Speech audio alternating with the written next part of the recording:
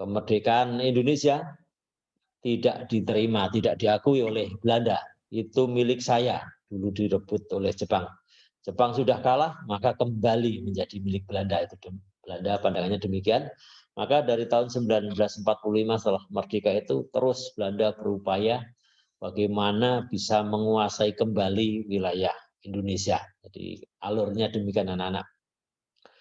Jepang menyerah pada sekutu, maka sekutu datang ke Indonesia dengan beberapa tugas, membebaskan para tawanan perang, jadi tentara-tentara sekutu, tentara-tentara Belanda, Inggris, dan lain-lain yang ditawan oleh Jepang. Tugas sekutu adalah tugas pasukan sekutu yang ke Indonesia itu membebaskan tawanan perang itu. Kemudian memastikan Jepang memulangkan tentara Jepang. Kalau Jepang memang sudah menyerah ya jangan di Indonesia, harus meninggalkan tempat itu. Yang memulangkan orang-orang Jepang. Namun ternyata kehadiran pasukan sekutu itu diikuti oleh NICA ya, NICA, Netherlands Indies Civil Administration, intinya pegawai pemerintah Belanda. Nah, mengapa pegawai pemerintah Belanda ikut bersama sekutu? Karena memang ingin menegakkan kembali kekuasaan Belanda. Demikian. Nah, perjalanan itu panjang dari merdeka 1945 sampai 49 beruntun ya, kita melakukan pertempuran dengan Belanda di berbagai kota, yang kemudian berbagai pertempuran tadi pertama kali disepakati dengan perundingan Linggarjati. Damai. Namun perdamaian itu hanya sesaat, hanya sekitar 4 bulan. Terus Belanda datang lagi, agresi militer Belanda yang pertama. Perang lagi, terus damai lagi. Renville. Perundingan Renville hanya sebentar, Belanda datang lagi, agresi militer Belanda yang kedua.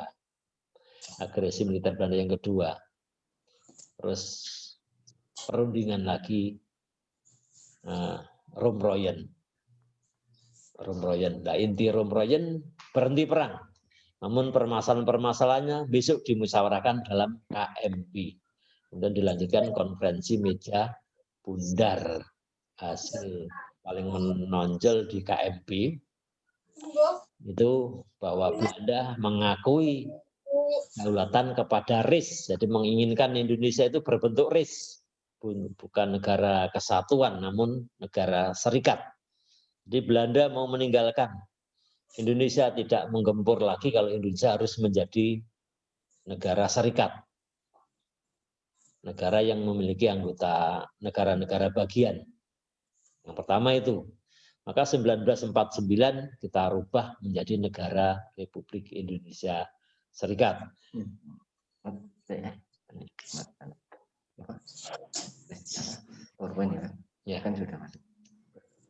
Kemudian yang kedua, persoalan yang menonjol yang kedua dari KMP adalah masalah Irian Barat. Masalah Irian Barat itu akan dimusyawarahkan lagi 1 tahun kemudian. Jadi Belanda meninggalkan Indonesia kecuali 1. Irian Barat masih diminta diduduki, dikuasai oleh Belanda, dimusyawarahkan kembali 1 tahun kemudian. Ini 2 hal yang paling penting dari hasil konferensi meja bundar, anak-anak ya. Jadi sekali lagi Romroyen itu intinya hanya berhenti tembak-menembak, berhenti perang, perangnya stop, permasalahannya dimusyawarahkan kembali dalam KMP. Hasil KMP yang menonjol, Belanda mau mengakui tapi kepada Republik Indonesia Serikat. Dan mengapa tidak ingin negara kesatuan? Kalau berbentuk serikat, itu kan ada banyak negara-negara bagian.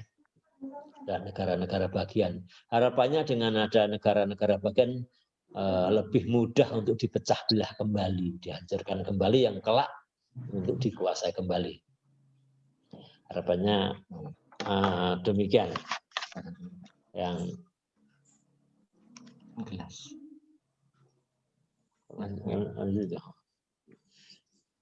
kali ini anak-anak akan kita bahas alurnya.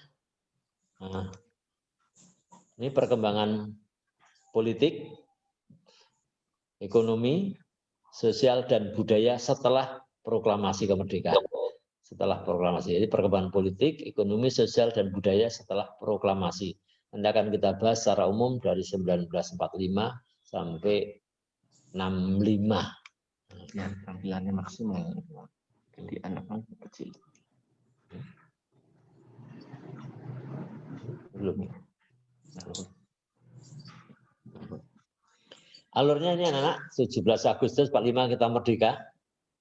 Kemudian sampai 27 Desember 49 ini perjalanan tadi yang perang, kemudian perdamaian Linggarjati, perang lagi agresi militer Belanda pertama, terus perdamaian Renville, agresi militer kedua, terus perang lagi perdamaian lagi perjanjian Romroyen, terus KMP. Nah, inilah puncaknya 27 Desember 49. Ini Belanda mengakui kedaulatan kepada RIS, Belanda meninggalkan.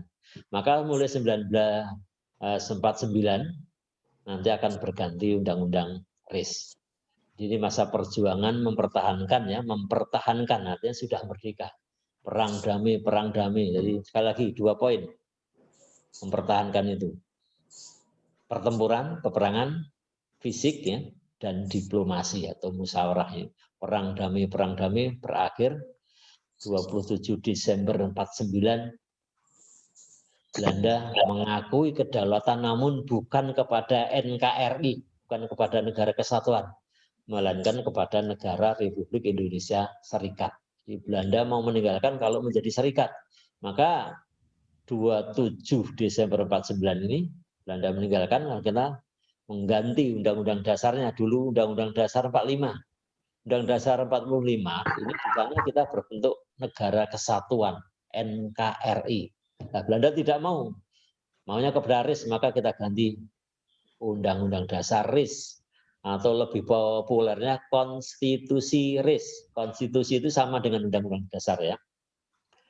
Ini masa federal, ada negara-negara bagian. Ini berlangsung sampai 17 Agustus 50. Karena pada 17 Agustus 50 ini RIS dibubarkan, kita kembali menjadi negara kesatuan. Nanti akan kita bahas bagian-bagiannya. Kembali menjadi negara kesatuan tahun 1950. Anak-anak cermati, tadi Undang-Undang Dasar 45 diganti dengan Undang-Undang Dasar Serikat, ya, Konstitusi RIS, Undang-Undang Dasar RIS. Ketika 17 Agustus 1950, kita tidak lagi RIS, menjadi negara kesatuan kembali. Namun disepakati akan dibuat undang-undang dasar yang baru. Jadi disepakati tidak menggunakan undang-undang dasar RIS karena bukan serikat lagi, kembali negara kesatuan, dan tidak menggunakan undang-undang dasar 45. Terus menggunakan apa? Disepakati akan dibuat yang baru. Nah, sebelum yang baru itu jadi, maka dipakailah undang-undang dasar sementara. Jadi UUDS 50 itu sementara karena harapannya ya hanya sebentar. Terus dipakai yang baru. Nah, yang baru itu nanti akan ditugaskan pada badan yang menyusun namanya konstituante.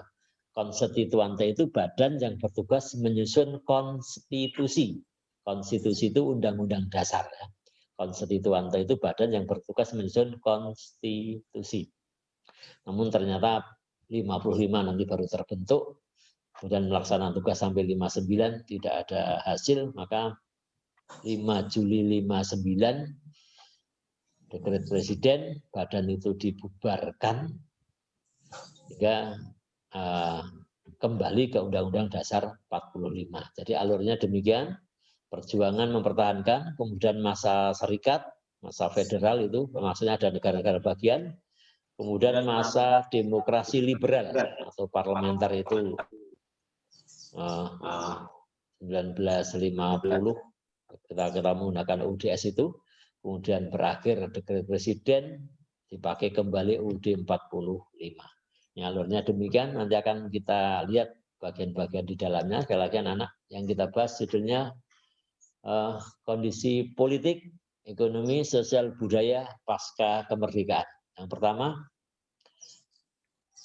kita lihat periode pertama 27 Desember 49 sampai Agustus 50 ini. Ini judulnya politik anak-anak ya. Kita bahas perkembangan politik ya. Perkembangan politik bahwa 27 Desember 49 ini kita menjadi negara serikat. Negara serikat. Nah, negara serikat itu yang bagaimana ada negara-negara bagian. Waktu itu jumlahnya ada 16 bagian, ada 16. Namun negara Republik Indonesia Serikat, negara berbentuk serikat itu tidak sesuai dengan tujuan awal cita-cita proklamasi. Tidak sesuai, sekali lagi anak-anak. Jadi atas keinginan Belanda dalam KMB disepakati kita menjadi Republik Indonesia Serikat. Namun perjalanannya negara serikat itu tidak sesuai dengan tujuan awal dan cita-cita proklamasi kemerdekaan RI, tidak sesuai. Maka dalam waktu yang cepat negara berbentuk serikat ini dibubarkan. Beruntun anak-anak ya, beruntun pada bulan April. Anak-anak cermati ya, dari Desember 49 menjadi RIS, konstitusi RIS, Undang-Undang Dasar RIS, bulan April 1950, warnanya berapa bulan itu? 4 bulan, ya, 5 kurang ya, tanggal 27, bulan April 50. Jadi negara-negara bagian itu sudah menyatakan membubarkan diri. Terus kemana? Bergabung dengan RI. Jadi negara RIS itu, 16 itu, ada beberapa nanti akan kita lihat. Salah satunya RI. Ada negara Sumatera Timur, negara Pasundan, negara RI, negara Indonesia Timur, dan lain-lain. Salah satunya RI. Bulan April tinggal 3 negara bagian itu. Tinggal 3 negara bagian, yaitu RI. RI yang awalnya hanya Jawa, Sumatera, Madura. Kemudian negara Indonesia Timur dan negara Sumatera Timur. Jadi RI yang Sumatera aja dipotong, ada negara Sumatera Timur, Jawa juga dipotong. April tinggal 3, sekali lagi anak-anak, tinggal 3. Kemudian bulan Mei ada kesepakatan RI dengan RIS, ada kesepakatan. Intinya kesepakatan akan bersatu. Sehingga 17 Agustus 50 RIS dibubarkan. Ini tanpa Belanda anak-anak ya.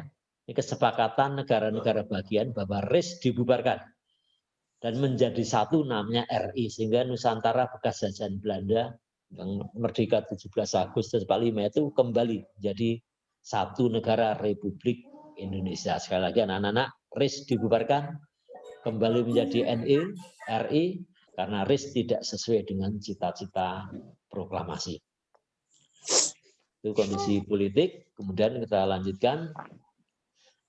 Dalam masa pasca kemerdekaan terjadi gangguan keamanan. Kita lihat gangguan keamanan yang pertama ada pemberontakan PKI Madiun 1948. Sekolah Dipimpin oleh Muso. Pemberontakan PKI Madiun dipimpin oleh Muso. Tujuannya ingin mengganti dasar negara Pancasila dengan dasar komunis. Kita ingin mendirikan Republik Indonesia Soviet. Nah, sentralnya komunis yang sana. Pemberontakan PKI Madiun telah menguasai Karesidenan Pati serta melakukan pembunuhan dan penculikan besar-besaran. Ini pemberontakan PKI Madiun itu salah satu gangguan keamanan terjadi, namun alhamdulillah berhasil ditumpas oleh TNI bersama rakyat yang dipimpin oleh Kolonel Gatot Subroto dan Kolonel Sungkono. Gangguan keamanan yang kedua itu pemberontakan DITI, Darul Islam dan Tentara Islam. DITI. Kalau tadi PKI ingin mendirikan negara komunis, kalau ini ingin mengganti dasar negara dengan dasar ajaran Islam. Ini karena negara Indonesia terdiri atas banyak suku, maka Pancasila yang dipandang lebih tepat. Kalau dengan dasar Islam tidak sesuai dengan Pancasila, maka ini pun ditumpas. Lalu ada beberapa daerah yang melakukan pemberontakan. Di Jawa Barat dipimpin oleh Kartosuwiryo, kemudian di Sulawesi Selatan Kahar Muyakar, di Aceh dipimpin oleh Daud Berweh, kemudian di Kalimantan Selatan oleh Ibnu Hajar.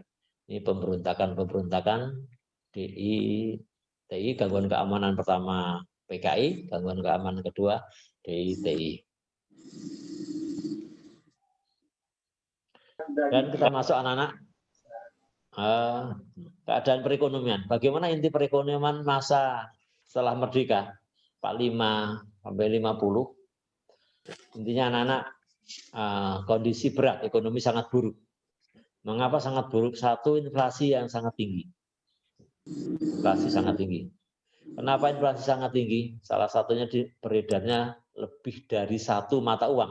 Ada 3 mata uang saat itu anak-anak. Awalnya 3 mata uang. 3 mata uang yang beredar di wilayah RI, yaitu mata uang De Javase Bank, Bank Java, kemudian mata uang pemerintah Hindia Belanda, ada mata uang, kemudian ada mata uang pendudukan Jepang. 3 macam mata uang itu berlaku. Kemudian berlaku mata uang nikah, tambah lagi. Kemudian dalam kondisi itu ada blokade ekonomi oleh Belanda. Ingat anak-anak, karena Belanda tidak mau mengakui kemerdekaan RI, maka melakukan blokade ekonomi. Kemudian kas negara kosong. Dan yang terakhir ada eksploitasi besar-besar di masa penjajahan. Jadi inilah kondisi masa awal setelah merdeka selama kurang lebih ini 5 tahun awal ini, kondisi ekonomi kita sangat buruk yang disebabkan oleh poin-poin ini. Ya, inflasi tinggi, berlaku mata uang nikah, ada blokade ekonomi oleh Belanda, kas negara kosong, ada pembiayaan yang besar pada masa penjajahan. Untuk mengatasi masalah ekonomi yang buruk tadi, pemerintah melakukan langkah-langkah untuk menembus blokade ekonomi. Satu, program pinjaman nasional. Anak-anak baca cermati di buku paket ini ya. Kemudian melakukan diplomasi ke India, yang terutama yang dominan dalam pengadaan beras. Diplomasi dengan India, mengadakan hubungan dagang langsung ke luar negeri. Diblokade oleh ekonomi oleh Belanda. Belanda memang berusaha memboikot, bagaimana kita hancur, ekonominya tidak bisa berkembang, maka menyulitkan kita langkah-langkah pemerintah ini. Program pinjaman nasional, diplomasi dengan India, dan hubungan dagang langsung ke luar negeri yang bukan Belanda. Kita lihat anak-anak berikutnya. Keadaan masyarakat, pertama kehidupan sosial. Awalnya pada masa penjajahan terjadi diskriminasi rasial, artinya membeda-bedakan kelas pada masa itu. Nah, setelah merdeka, diskriminasi ras itu dihapuskan. Semua warga memiliki hak yang sama. Dulu dibeda-bedakan. Contohnya pendidikan, tidak semua boleh sekolah. Orang Erlander sebutannya pribumi itu hanya sebagian kecil yang boleh mengikuti pendidikan. Ini kehidupan sosial, ada perbedaan ras. Kemudian pendidikan pada masa penjajahan hanya sedikit yang boleh bisa sekolah. Nah, setelah merdeka berkembang, semua warga boleh mengikuti pendidikan. Nah, pendidikan terbagi menjadi 4 tingkatan. Pendidikan rendah, pendidikan menengah, pendidikan menengah pertama, pendidikan menengah atas, pendidikan tinggi. Di SD, SMP, SMA, perguruan tinggi. Kemudian kebudayaan.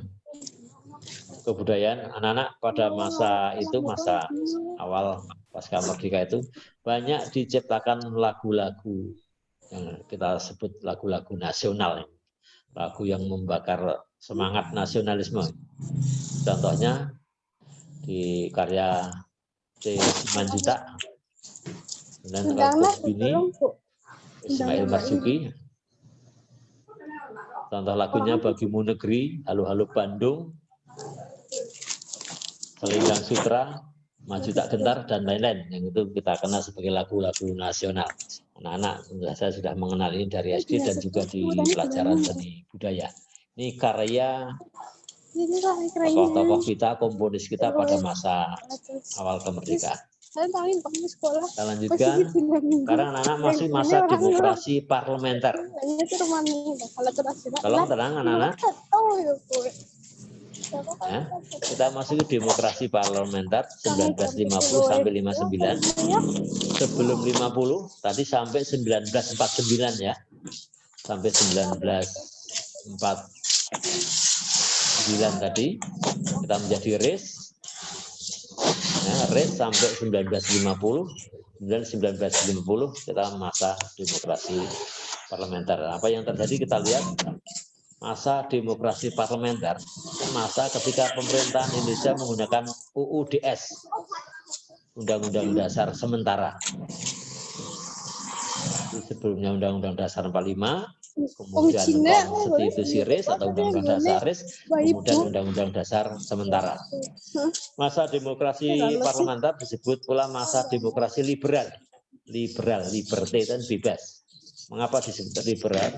Karena sistem politik dan ekonomi menggunakan prinsip liberal. Masa berlakunya dari 17 Agustus 50, ingat eventnya, kejadiannya 17 Agustus 50 itu kembali ke NKRI. Berlangsung sampai 5 Juli 59. Itu peristiwa dekret presiden. Ini demokrasi liberal. Kita lihat. Pada masa demokrasi liberal itu ditandai di Indonesia banyak partai. Karena banyak partai, maka terjadi kondisi ketidakstabilan politik. Terjadi pergantian kabinet yang berulang-ulang sampai 7 kali kabinet pada masa demokrasi liberal itu.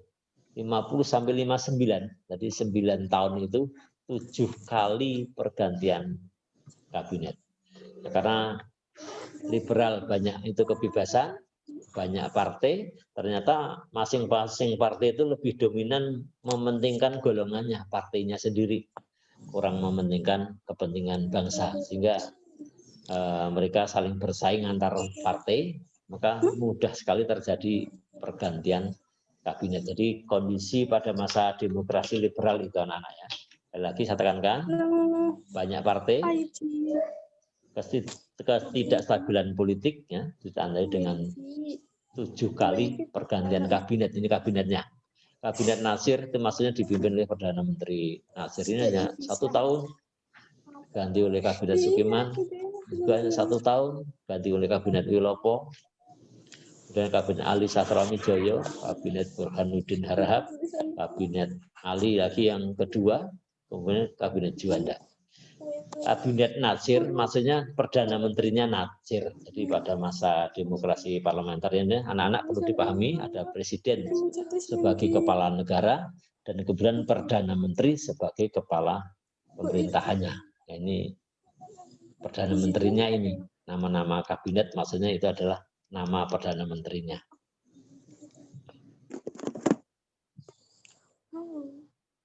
Sistem kepartean pada masa liberal itu multi partai. Saat itu banyak partai. Yang antar partai itu saling bersaing. Dominan memperjuangkan golongannya. Kita lihat nama-nama partainya. Partai Masyumi, dan PNI, kemudian PSI, dan Partai Komunis. Di PKI itu dulu partai yang diakui resmi, namanya Partai Komunis. Partai Komunis Indonesia. PKI itu sekalian anak-anak dulu awalnya nama partai yang resmi diakui, namun kemudian menjadi dilarang karena melakukan pemberontakan sadis ini. Yang terakhir 1965 itu pemberontakan itu, maka PKI sampai sekarang dilarang. Nah, dulunya partai yang resmi dan ikut pemilu dan termasuk dapat suara besar Partai Buruh, Partai Rakyat Jelata, Parkindo, Partai Rakyat Sosialis, Persatuan Marhen, Partai Katolik. Ini nama-nama partai yang ada pada masa demokrasi liberal. Kemudian ada pemilu 1955. Anak perhatikan ini, saya pelankan, pemilu 1955. 1950 kita menggunakan UUDS, Undang-Undang Dasar Sementara. Undang-Undang Dasar Sementara. Karena akan disusun yang baru. Undang-Undang Dasar yang baru itu nanti ditugaskan kepada konstituante. Maka pemilu 1955 ini dilaksanakan 2 kali, 2 tahap. Ya. Tahap pertama bulan September, ini memilih DPR. Memilih DPR. Pemilu 5 ini pemilu yang pertama di Indonesia. 2 tahap. Tahap pertama memilih DPR. Dalam pemilihan DPR ini ada 4 partai yang mendapat suara besar. Jadi dari banyak partai ternyata setelah pemilu 4 partai inilah tertinggi PNI, Partai Nasional Indonesia. Dan peringkat 2 Masyumi, peringkat 3 Nahdlatul Ulama, NU, peringkat 4-nya Partai Komunis Indonesia. Nah, 4 partai yang ketika pemilu 55, pemilu pertama mendapat suara banyak. Suara banyak sehingga memiliki anggota perwakilan dari anggota DPR. Sekali lagi ya, untuk memilih DPR tahap 1. Kemudian tahap kedua, bulan Desember, untuk memilih konstituante. Konstituante itu badan yang bertugas menyusun konstitusi. Konstitusi itu undang-undang dasar. Mengapa dibentuk konstituante? Karena akan dibentuk undang-undang dasar yang baru untuk menggantikan UUDS 50. Jadi mengapa disebut UUDS 50? Karena ini. Sekali lagi anak-anak, pemilu 55 berhasil memilih 2 lembaga, yaitu DPR dan konstituante. Itu hasil pemilunya. Gangguan keamanan pada masa demokrasi parlementer. Pertama, APRA, Angkatan Perang Ratu Adin, dipimpin oleh Westerling.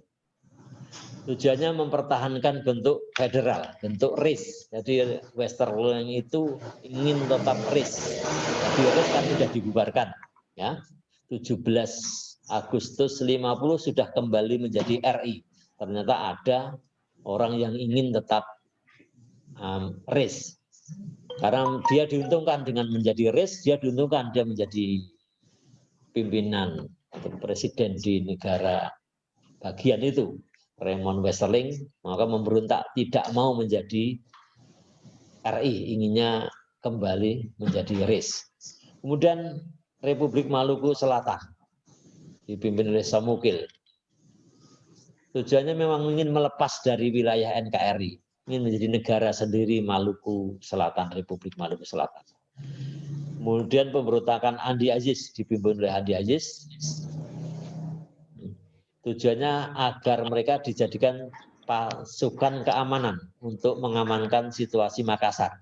Ini anak-anak. Jadi ketika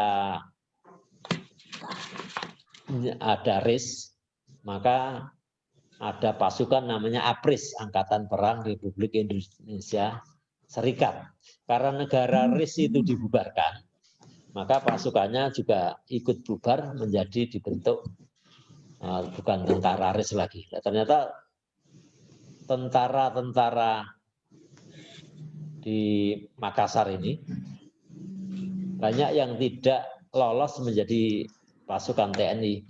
Padahal awalnya mereka adalah tentara di negara bagian di Makassar ini. Maka mereka melakukan pemberontakan dengan tujuan ingin mereka dijadikan petugas keamanan di wilayah Makassar.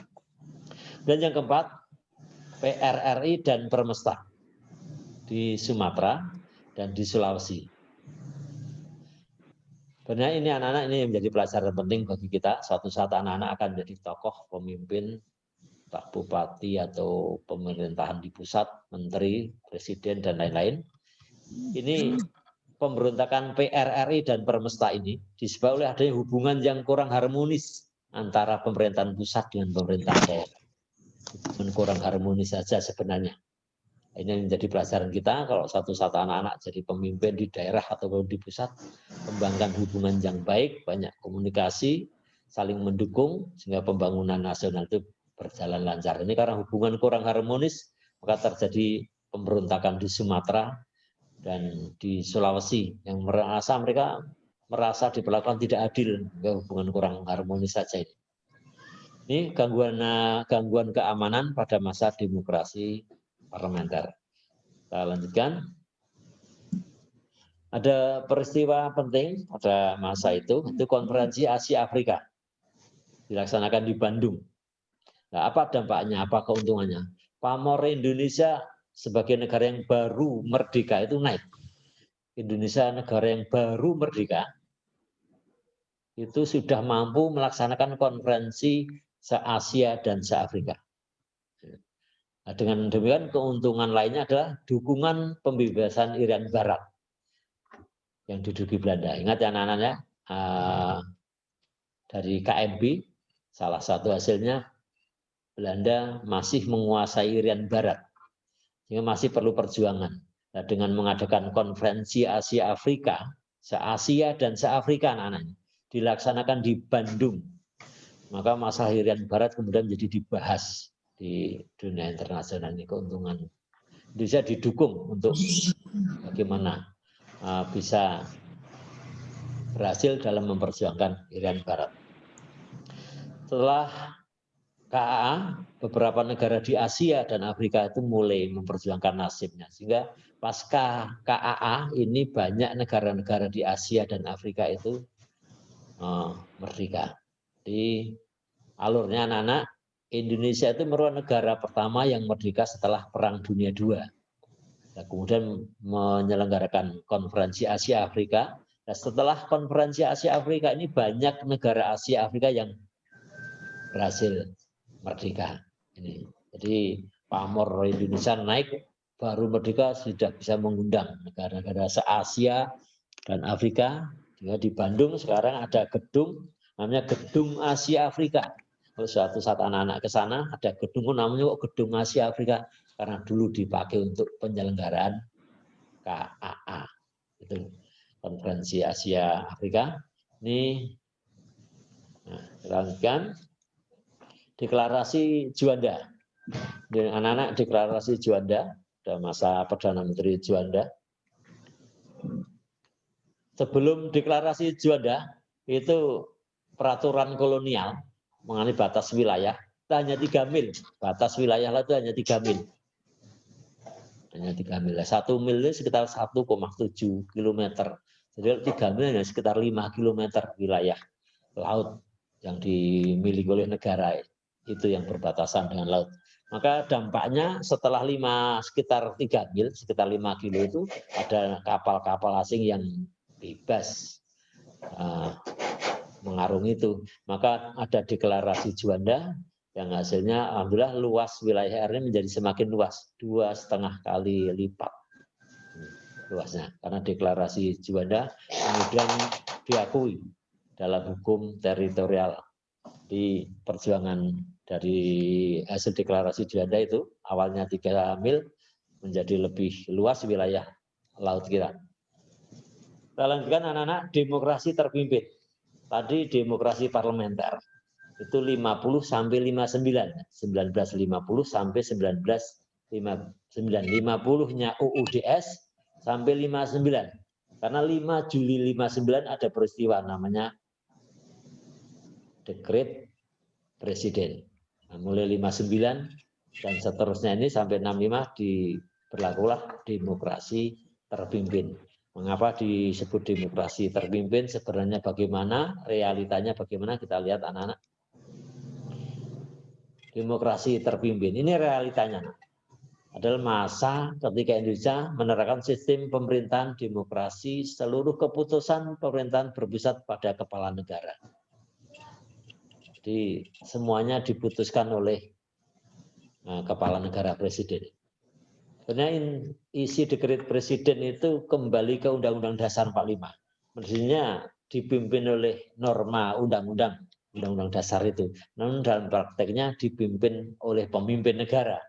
Semuanya ditentukan oleh kepala negara. Kita lihat isi dekret presiden menetapkan pembubaran konstituante. Nah, tahu ya, konstituante tadi dibentuk dalam pemilu 55. Tugasnya membuat konstitusi yang akan dipakai untuk mengganti UUDS. Namun jadi sejak 1950 ada cita-cita punya undang-undang dasar yang baru. Dipahami ini anak-anak ya. Sejak 1950 kembali ke NKRI itu disepakati tidak UUD 45, tidak menggunakan konstitusi RIS, ada cita-cita punya undang-undang dasar yang baru. Nah, undang-undang dasar yang baru itu akan dibentuk oleh konstituante. Konstituante dibentuk dalam pemilu 1955. Namun dalam prakteknya anak-anak semenjak 55 terbentuk hasil pemilu 55, konstituante ini berulang kali sidang tidak ada hasil sampai menyatakan reses, tidak mau sidang lagi. Maka presiden mengambil langkah, dekret presiden pertama pembubaran konstituante. Kamu bubar saja. Nah, terus bagaimana undang-undang dasarnya?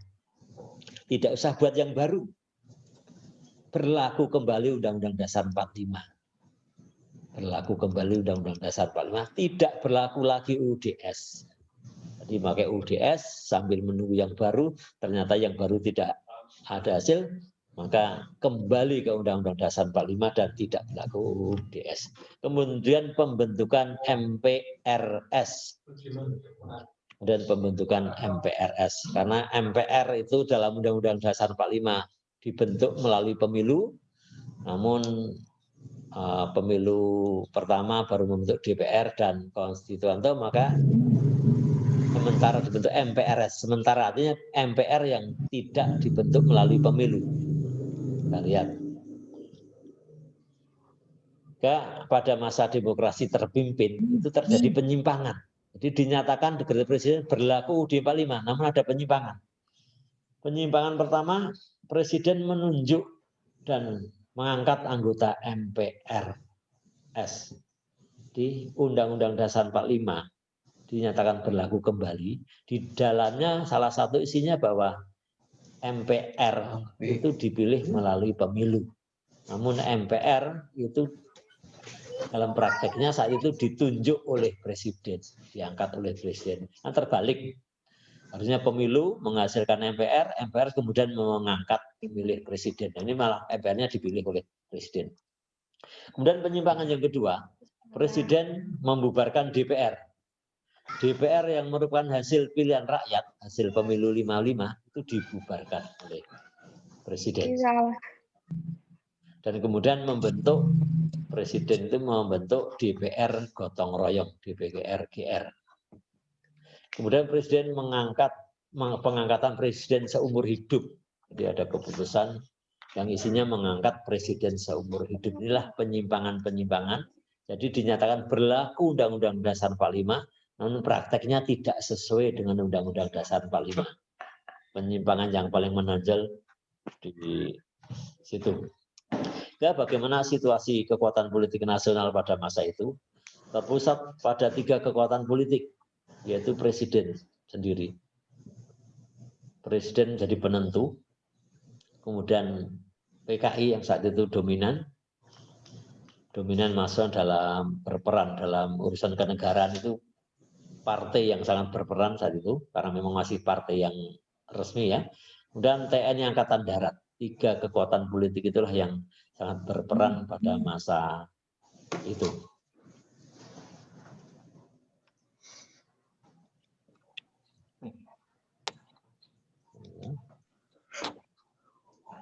Peristiwa G30S PKI. Gerakan 30 September PKI nama. Anak-anak sudah tahu ya, ini peristiwa pemberontakan, penculikan. Habis. Yang terjadi pada 65 dilakukan oleh PKI yang berhasil membunuh para tokoh-tokoh TNI Angkatan Darat. Sekali lagi anak-anak tadi, 3 kekuatan politik pada masa itu satu terpusat pada Presiden, kemudian TNI Angkatan Darat, yang ketiga adalah PKI. Sehingga dari situ anak-anak bisa memahami bahwa terjadi persaingan yang tajam antara TNI Angkatan Darat dengan PKI. Maka tokoh-tokoh TNI Angkatan Darat ini diculik, dibunuh dengan sadisnya oleh PKI. Maka mereka para korban ini dikenal sebagai pahlawan revolusi. Anak-anak nanti bisa mencermati satu persatu. Kemudian terjadinya 30 September. 30 September. Yang tujuan pemberontakan ini adalah cita-cita nanti ingin mendirikan negara komunis, mengganti dasar negara Pancasila dengan dasar komunis, mengganti dasar negara Pancasila. Dalam prakteknya dalam waktu yang cepat, PKI bisa ditumpas. Artinya mengganti dasar negara Pancasila bisa digagalkan oleh Mayor Jenderal Soeharto. Penumpasan PKI dipimpin oleh Mayor Jenderal Soeharto bisa digagalkan rencana mengganti dasar negara Pancasila. Karena itulah pagi harinya 1 Oktober. 1 Oktober karena dasar Pancasila itu gagal dirobohkan, maka 1 Oktober dijadikan sebagai hari kesaktian Pancasila. Jadi kalau anak-anak dulu kita membahas hari lahirnya Pancasila 1 Juni ya, karena pidato Presiden Soekarno yang menyebut rancangan dasar negaranya ini adalah diberi nama Pancasila, sehingga 1 Juni sebagai hari lahir Pancasila. Kemudian 30 September terjadi pemberontakan ingin mengganti dasar Pancasila, gagal, maka 1 Oktober, jadi 30 September 1 Oktober sampai hari kesaktian Pancasila. Anak-anak ini yang dapat kami sampaikan. Ada tambahan dari Pak Haji. Sekali lagi karena terbatasnya waktu dan lain-lain, anak-anak rajin-rajin membaca berbagai sumber yang lain. Ada informasi tambahan dari Pak Haji, dari saya sekian akan dilanjutkan oleh Pak Haji. Silakan Pak Haji.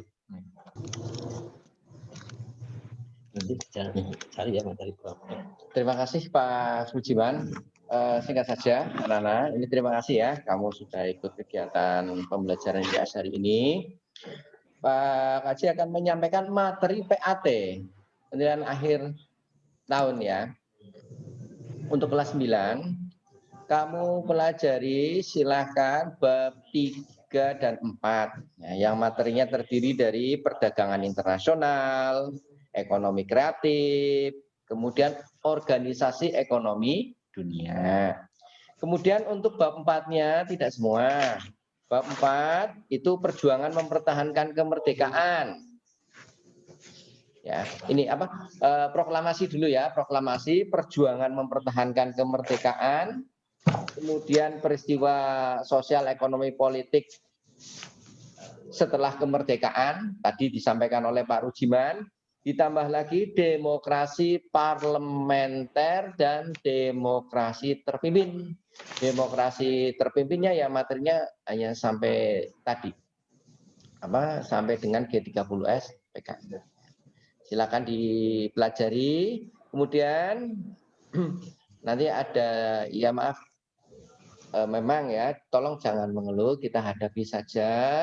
Memang kondisinya seperti ini. Kita ingin segera tatap muka, tetapi kondisi belum memungkinkan, sehingga memang tugas-tugasnya ada terus. Tolong dinikmati, dikerjakan ya. Ini tantangan buat generasi kalian saat ini. Tiap generasi tantangannya beda. Generasi sekarang tantangannya ya seperti ini, pembelajaran virtual, tugas terus yang tiada henti. Tapi inilah kalau kalian bisa melewati masa-masa seperti nanti akan menjadi generasi yang tangguh ya. Tidak usah mengeluh, kita semangat saja. Bismillah, mudah-mudahan semuanya bisa selesai, bisa diawasi. Dan setelah ini nanti ada tugas terstruktur, nanti sudah saya share lewat grup plus materi hari ini.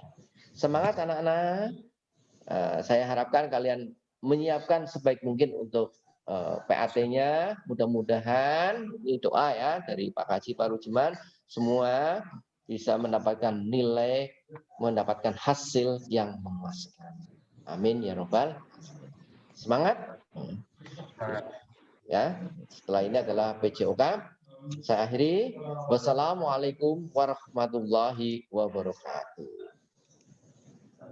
Waalaikumsalam warahmatullahi wabarakatuh. Monggo Pak Hartono.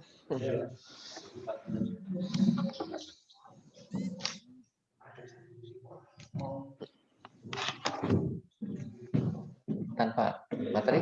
Tanpa materi. Oh ya.